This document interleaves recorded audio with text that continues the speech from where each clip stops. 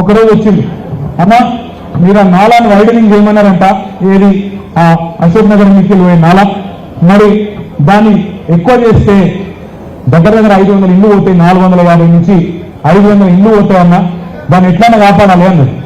నేనేం చేసిన అంటే మొత్తం ఇంజనీర్లను పిలిచిన, మరి గోపాలని ఇట్లా అంటుండ్రు, ఇవ్వలకు కూడా నాలా మీద ఇల్లు కట్టుకోవాలని ఉండదు భయ్, ఆ వాసన పక్కకుండాలని ఇవ్వలకు ఉన్నది పిల్లలు తీసుకొని దిక్కులేకనే ఉంటారు పేదవాళ్ళు, కాబట్టి మరి వాళ్ళు ఇల్లు పోతున్నాయి, గరీబ్ వాళ్ళు ఎట్లా కాపాడాలని అడిగి అంటే వాళ్ళకు ఉపాయం చెప్పింది. ఏం లేదు సార్, 2 దిక్కుల రిటైనింగ్ వాళ్ళు పెంచండి, ఇంకా లోతుకు చదువుదాం, తవి కిందికి తీసుకుపోదాము, పద్ధతి ప్రకారం చేస్తాం.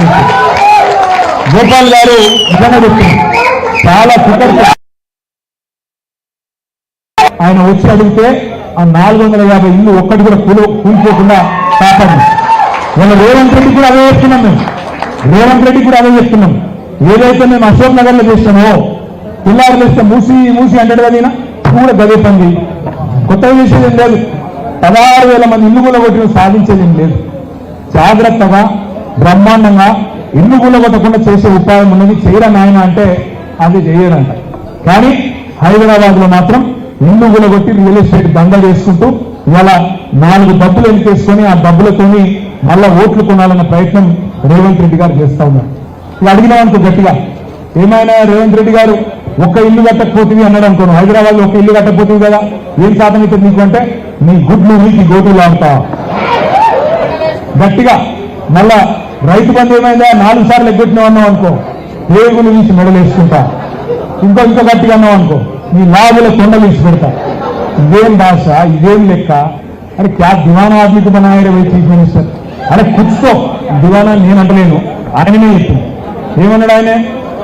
రైతు బంధు కేసీఆర్ అంటున్నాడు, కాంగ్రెస్ వస్తే రైతు బంధు బంద్ అవుతుందని చెప్తున్నాడు, మేమేమైనా దివానా వాళ్ళమా, మాకు దివాన్ లేదా అని మాట్లాడాడు. మరి ఇవాళ నేను అడుగుతున్నా, నువ్వు వచ్చి 2.5 ఏళ్ళ 4 సార్లు రైతు బంధు ఎగ్గొట్టినావు, మరి నేనేమనాలి నిన్ను? దివానా వాడు అంటే తప్పవుతుందా? దిమాగ్ లేనివాడు అంటే తప్పవుతుందా? నేను తిట్ల కంటే ఎక్కువ ఊర్లలో నిలుస్తున్నారు, ఎక్కడైనా దొరికితే తనగట్టే ఉన్నారు, వడ్లు వంటలేడు, యూరియా ఇస్తలేడు, ఆ పాపం రైతులు కష్టపడి పంట పండిస్తున్నామంటే రైతు బంధు చేస్తలేడు, కరెంట్ శాఖ ఇస్తలేడు. ఎంత చెప్పలేని గోస పెడుతున్నాడంటే అంత చెప్పలేని గోస వాళ్ళ ఊర్లలో ఉన్నది. మీరు హైదరాబాద్ లో మీరు ఇట్లే భద్రంగా ఉండండి, మళ్ళా మీరు ఎట్లాగో గులాబీ కండువాన్ని గెలిపిస్తారు మన నమ్మకం ఉంది. ఈసారి తిరుగుబాటు ఊర్లలోకి చాలా అవుతుంది సార్.